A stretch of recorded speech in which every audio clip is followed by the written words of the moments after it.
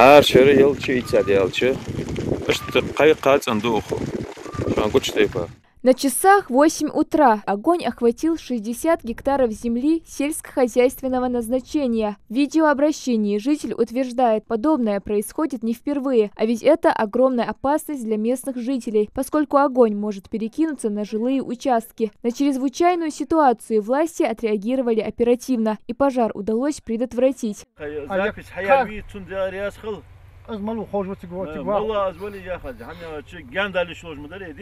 Qo'rqochni vred jo'j xassa do'zni yer is go'd do'mi yo'g'it ishta chu sheder saqa mel xet qudmitsin o sa saqet yer o dezir dezir do'j o qaytib qayh qaytib peyt haqetish o qayn dal dej do'q do'q xon zim digir.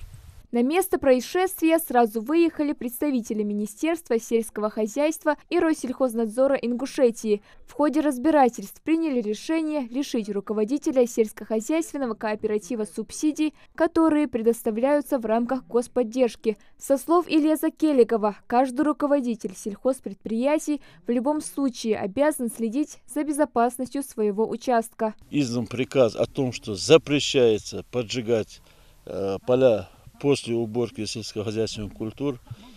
В этом случае Россельхознадзор, я понимаю, что председатель СПК Дабиуш Дауд Вадилов как бы говорит, что это не его рук дело, но и тем не менее поле его. Помимо этого будет составлен акт предостережение о недопустимости подобного нарушения. Сотрудники Россельхознадзора проведут профилактические беседы с местными жителями, ведь подобное действие влечет за собой уголовную ответственность. Постоянно проводим беседу, выступления на радио, на телевидении о недопустимости поджигания сухой травы.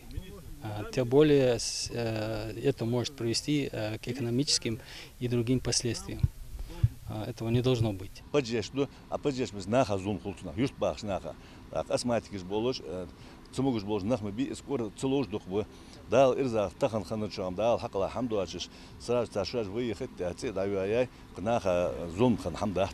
Такие случаи в регионе не редкость. Власти в очередной раз призывают как владельцев земель сельхозназначения, так и жителей не становиться причиной возникновения пожаров, ведь последствия могут быть необратимыми.